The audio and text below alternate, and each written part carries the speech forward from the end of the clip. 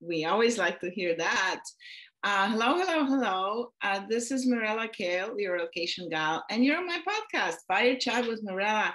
I am so glad that I have this wonderful guest on today, you guys. This is a special treat, okay? This guest is really special, so remember that. And she has a super cool message to share with us today, which is something new you probably haven't heard before. So tune in and enjoy. But I'm going to tell you a little bit about her. So, just a little bit of a background. So, Elizabeth Doyle. Hi, Liz. So glad you're here today with us. And I'm going to share this little bit, if you don't mind, about you. Okay. So, Elizabeth grew up in small town Ohio, going to work with her father, who was a self-made ex-Air Force man turned insurance and securities agent.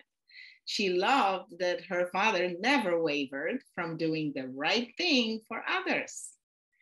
When it came time for her to make a career decision to join the industry in 2007 and real estate sales industry in 2010, she immediately knew it was her calling. She now resides in her humble home in the Los Gatos foothills. And here she is, Elizabeth Doyle, ladies and gentlemen, everyone. Welcome, Liz. I'm so happy to have you with us today. And Liz is going to share something really, really special and close to our hearts. And if I may, I'm going to do a little intro myself just about what we're going to talk about just a little bit. So, Liz and water have a very special relationship. She's going to tell you why in a second. However, I want to mention this because living in California, we are so aware of this acutely, right, on a large scale, because we are always dealing with restrictions and drought warnings, and we are in a drought currently. So, we really know what it means to appreciate water on a large scale, definitely, right? And also, I was just thinking of it today, and speaking of fires in California, right? I mean, what do we use to put out fires? We need water to put out our fires. I mean, it's huge. Now, here's the big difference. So we're thinking of this large scale that everybody's aware of, right? Now, on this other side of things, where Liz comes in, which is so cool, is it internalizes everything. And it comes from our awareness of what it actually means to have water in our lives and what water means to us and what it does for us, which we just go about our day. And I'm sure most of us don't really realize. Only I do now, because I've been talking to Liz about this. And I told her this morning I was making coffee and I was putting water to clean the bucket of my coffee maker. And it totally dawned on me, like, I don't need to use this much water right now. So anyways, take the floor right now, Liz. Tell me how this all started, why you want to share your message, and what you hope to get from your message. And we'll kind of jump in and maybe have some interaction between. So go for it. Oh my goodness. Thank you so much. I'm really honored that you who's been my cheerleader, and actually we're both cheerleaders for each other and everyone. And I'm really honored to be here and to share this message that has been just recently building. And how you introduced it was something that was just perfect. And it's about an awareness. And within the last, really, it started in the protest, like something woke up in me. I didn't really know what it was. Well, looking back, and I have these awarenesses, I know now that maybe that was that voice of water that was also trying to come out of me and come forward. So I started the campaign, Wishes of Water. And it's really to bring awareness, like a self-awareness of deeply appreciating water. Now, we know that we're lacking it. We talk about it. We are building structures. We are trying to figure out what we can do technology-wise. We have done great things. We are completely aware. We have a lot of statistics. And what dawned on me was that all we're focusing on is the lack of water and working with, oh, well, we're going to continue to not have enough water and we're going to have more fires. And when I thought about that, it came to me that there's the law of attraction. And I follow that pretty intensely for quite a while, probably for the last decade. And not always perfect. But when I thought of that, it was like, oh my goodness, we're asking for, we're not really asking for more water. We're not asking for of it at all. And what I thought of is that we need to appreciate it. If we want the loving qualities of water to come back to us through the natural resources, we need to appreciate it for what it does. And honestly, I honestly feel like, well, it is life. And so that to me means it's alive. And I think it's time that we consider it as a being and think about that, and maybe start a new relationship with it. And it's intimate. It has nothing to do with anything else. And just like you did this morning, you stopped and you paused and you said, oh, maybe I don't need to use that much water. Mm-hmm. And I think that way too. And then I think, okay, if I was water, what would I really want? And that's where, like you said, that you helped me with the wishes. Water really wants us to say thank you to it for doing what it does. Yeah, Liz, if I may interject for a second, can you tell us what really made you have this introspective relationship with water when you first read the book by the Japanese author, and it really kind of brought it to you? Remember what you shared with me? I would love if you could share that with us, because I think it's at the essence of where this philosophy comes from, right? Where you kind of made it your own, but you took a little bit from that.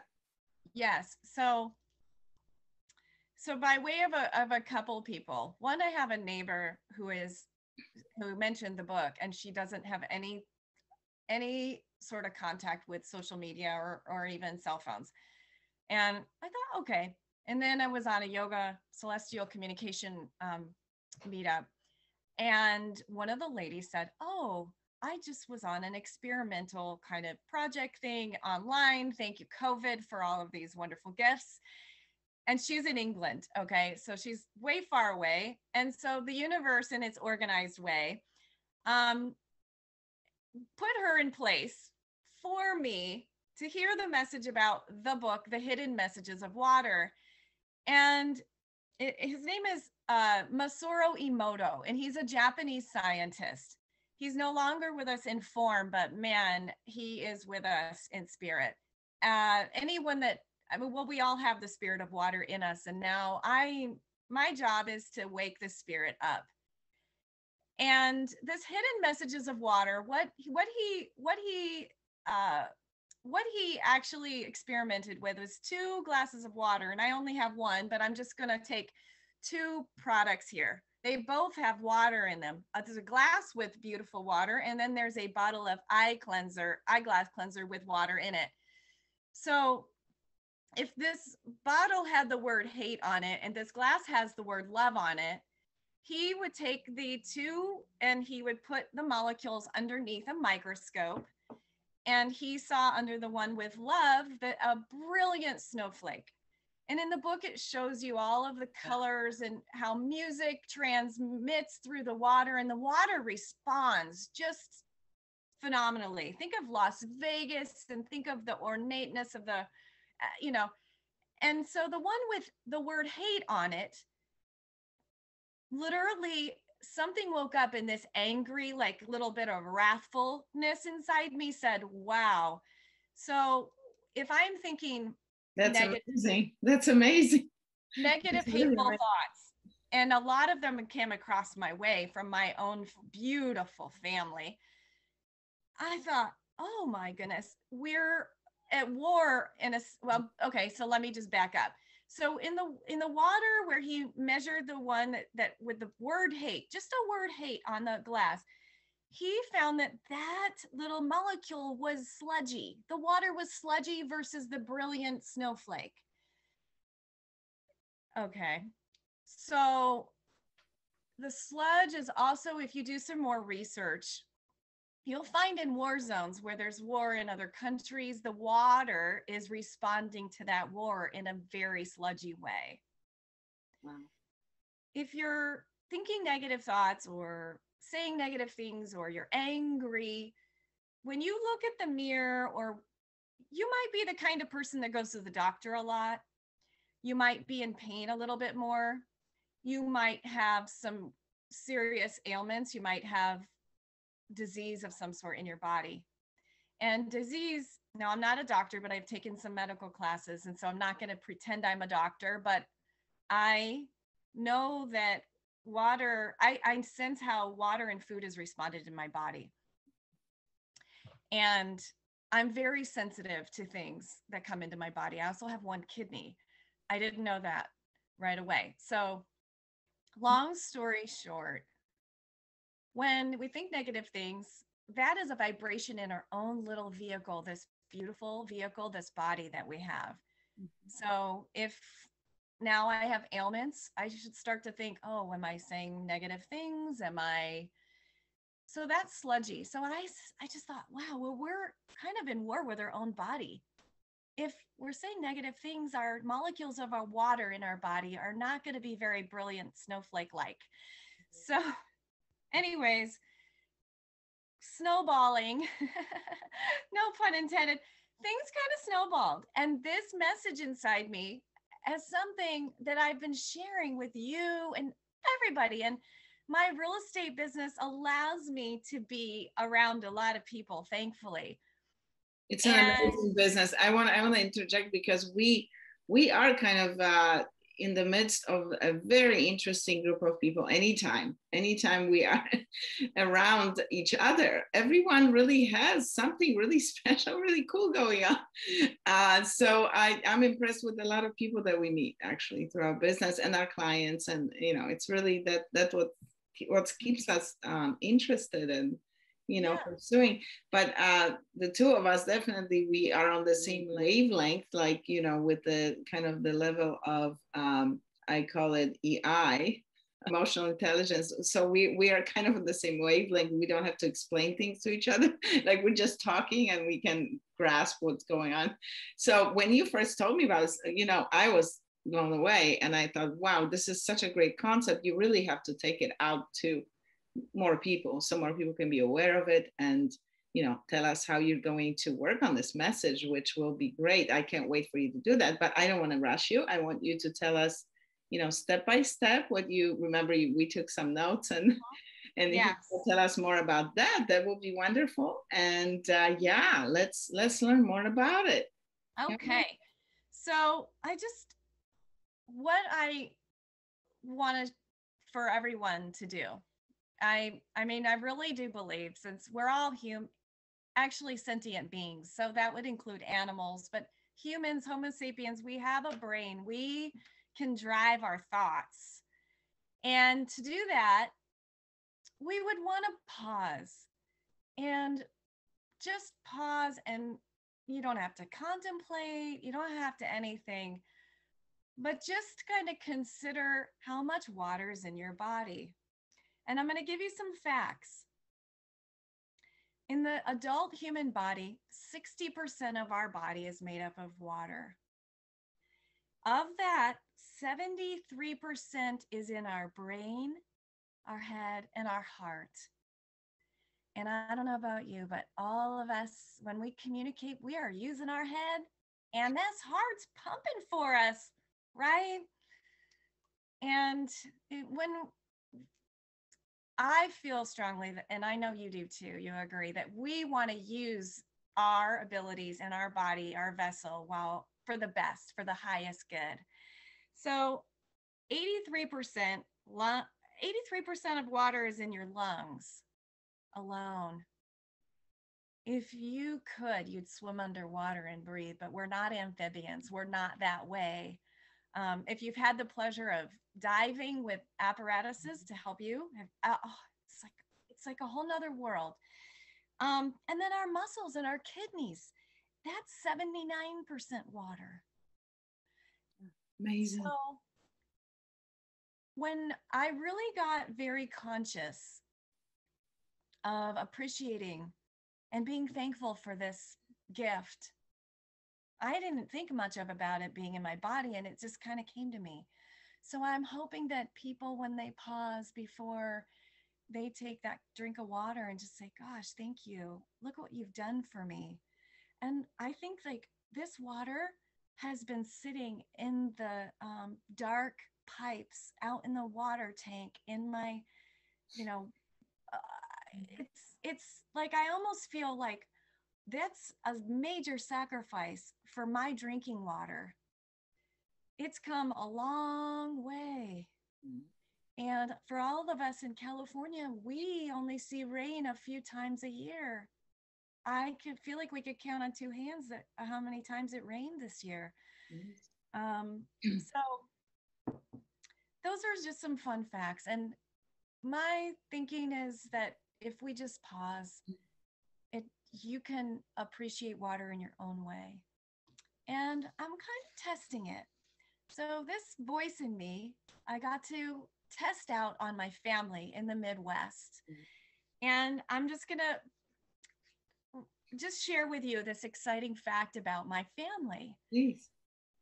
Okay, so I'm both my parents' side, we have an Irish background and very interesting ways on how we got here. I don't have all the story for my grandfather, but I found out just recently that he was nicknamed Jimmy the Ditcher. And it's not because he ditched his friends. He was the guy that pulled his friends together. Awesome. He was a ditch digger. He was a ditch digger, not a ditcher. He was a ditch digger. What did he do in the middle of the crops? He built ditches so water could flow to the crops and feed our beautiful food. Yeah. And I say, those ditches are still there. And I, in my lot of years of my existence, never knew this till now. So that was a message.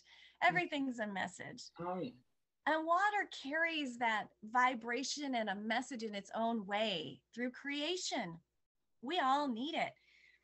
So Grandpa, oh my goodness. So I think, wow, what if I was him, what would I want for today? And knowing in all of his wisdom out there, I do believe that we communicate with our past relations, however you want to look at that. And I just know he's looking down at me saying, get this message out to people to appreciate water. Of course. We've never known what we had like this. Amazing. What a great story. So I'm just test my family out a little bit and ask them to pause and think about the water, think about a breath. And I've seen my father actually, his mind has gotten so much more crystal clear. And we were thinking he was going to have to be committed for Alzheimer's. Sorry. And it's amazing that, 2 weeks after visiting him, and then today he's calling me so much more and he's so much more clear. It woke up a power inside of him that he forgot he had. And there's so much more that goes along with that, but maybe we'll have new episodes, Oh, so, yeah, of course we will. I love how you said that this was your first podcast with me in your notes. I'm like, yeah, we're going to do much more. Of course we will. We will keep in touch. We will keep everyone updated on what's going on, because I know you have a plan you're just putting it together. So we're not going to put you on the spot, 1, 2, 3, 4, 5 list. But on the other hand, I know that you have plans to forward this message. And like I said, well, this is one of the platforms that we're going to try to, introduce it into the world, if you will.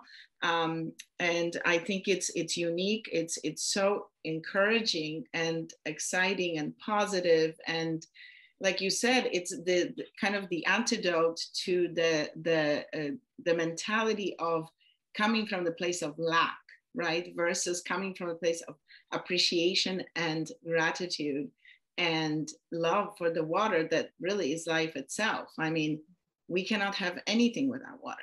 Like you even mentioned, I think in one of the notes I saw that what you said is about, or maybe, I'm sorry, I've been reading a lot of stuff too, to prepare, and just because I'm interested in it as well, but it's, about how people can survive on water, but not, oh, you mentioned it, I think Mandela and someone else, right? That were surviving solely on water for a long time when they were imprisoned.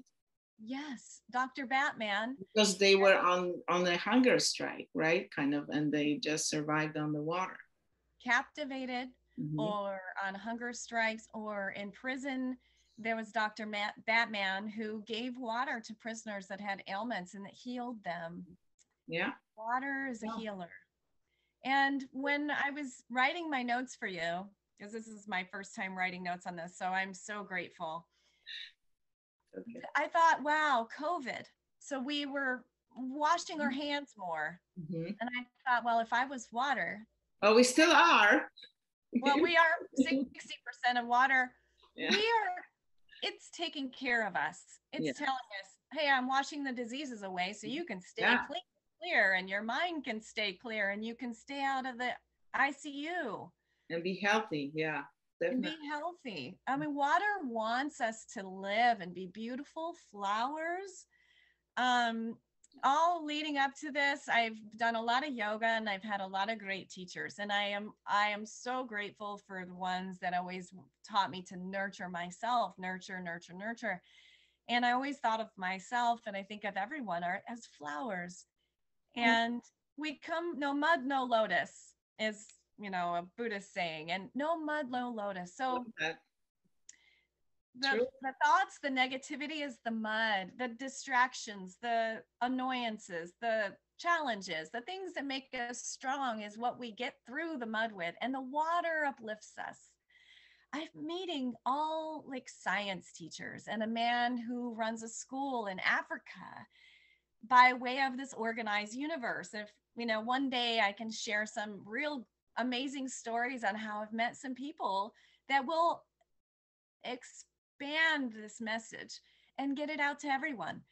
It's really just a simple thing where we can just donate a couple thoughts, and it doesn't require working out. It just requires just a breath and a thought once in a while, and just more often. So exactly, take a pause and think about the moment, the current moment, and be grateful for simple things. It seems simple, but this is becoming more and more of a very important asset, right? Water is an asset actually for cities and governments, and so on a large scale. Right now, on the small scale, I think it all starts with that, right? If children grow up with this appreciation, if we turn around our thinking, right, from this always lack of things and complaining, instead of complaining, be grateful for things that we do have. And I just love the fact that it's those scientific insights that you gave us from the Japanese author that was talking about how he could actually see the changes, because energy changes things. Like we're always talking often about this, like, whatever energy is out there is going to change a lot, right? And you can pick it up immediately, even in a room. If you walk in the room with people, and now we kind of were, deprived of that part of it, right? Because we were stuck in separate rooms. We still are right now, but we're hopefully on the way to change that. And we have been, because we now have, you know, like open houses, and we're working on getting more in-person meetings and things like that. We So are. so We it's are. important to bring that good energy back, you know, Man, into the rooms. think about, like, I was in an open house in the countryside where they grow a lot of vegetables, which is where I come from. And I'm so grateful because I was able to say thank you to the dairy farmers. Oh, And when I pray in the morning, or when I'm eating my food or whatnot, I always think, I used to just think, oh, the farmer and the ground and the earth and everything. And now I think the water that fueled the human, that that put the seed in the ground, the water that the tractor that made the tractor in that whole production, you know, scenario. And that's, I hope that just one person just takes one thing out of this. Like we as real estate agents, we get to, you know, be surrounded by a lot of healthy mindset gurus or teachers. And so we know what we think about, we attract. And just one little tiny appreciation, it's like, it's paying the respect. Along the way of those inspirational speakers, and you know, we always have plenty of motivators around. But actually, when I attended this real estate conference right before the pandemic, Tony Robbins was one of the speakers, and also we basically had like a 4-hour session with him. And the one thing that was really, he was driving the whole time, was that where you know, where the focus goes, the energy flows. And it's so true, right? It's like, so if we never focus on anything positive, then our energy is not going to go that way. And if we never focus on the fact that we're using water, or how we're using it, or be appreciative, then that's what's going to happen. And vice versa. If we are, then look at all the positive things that can happen, you know. And I just wanted to mention, because I recently I attended a virtual award ceremony for the Goldman Environmental Prize, which I'm familiar with because I actually worked for a company that one of the sons, who's a son of one of the founders, was running. So in any case, it's a great effort to help grassroots efforts and organizations around the world with changing things for the positive in the environment, so we can have a better environment. Because our earth, by the way, is also covered in mostly water, right? If you look at the oceans, for example, right?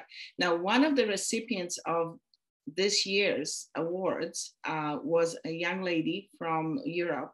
She's in Bosnia-Herzegovina, and she actually was, she organized a situation where they were protesting basically a couple of dams being built there, because that new industry is really pushing the you know, the quality and the very existence of beautiful rivers that are very, very important to the existence of a lot of wildlife and just life, period, around not just that area, because everything is connected together, right? So all these rivers that are running over there in Europe, guess what?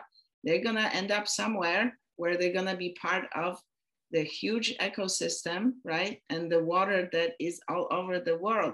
So I was just looking because I was curious after knowing that you're coming on my podcast. I thought, I wonder if I remember, I'm pretty sure somebody was there that was representing water. And so she was the one who was, you know, on the, again, this is a huge scale. This is, you know, an activist type situation, right? What she's doing.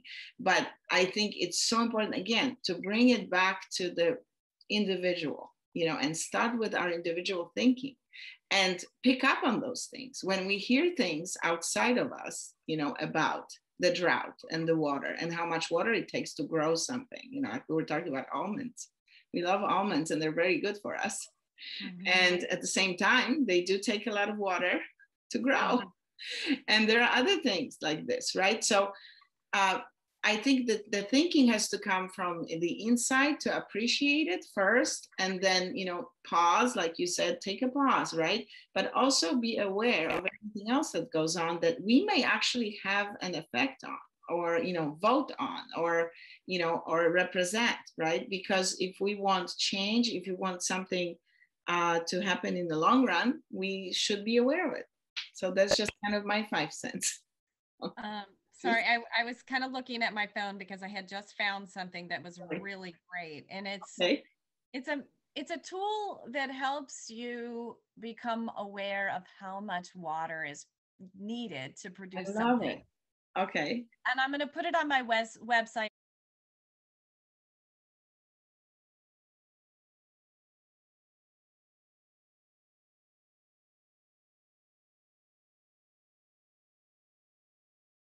I will definitely have a link also in the description. So when the podcast goes out to all the different platforms, people can actually access it. And any other links that you would like, Liz, also I have your little blurb that you send me, but you can tell me which part we can use on there, and I will put that on there. Definitely. And then, well, if people want to get involved, if they want to help, definitely, I encourage you to check Liz's website, and she's going to be developing it. She's going to be adding things, right, as she goes along. So it's in the creation stage. In the creation stage. Okay. It's made and powered by a human that really has a lot of appreciation of water, and everyone that is being assembled around this is also very appreciative of water. And I know we all are. As a planet, we are.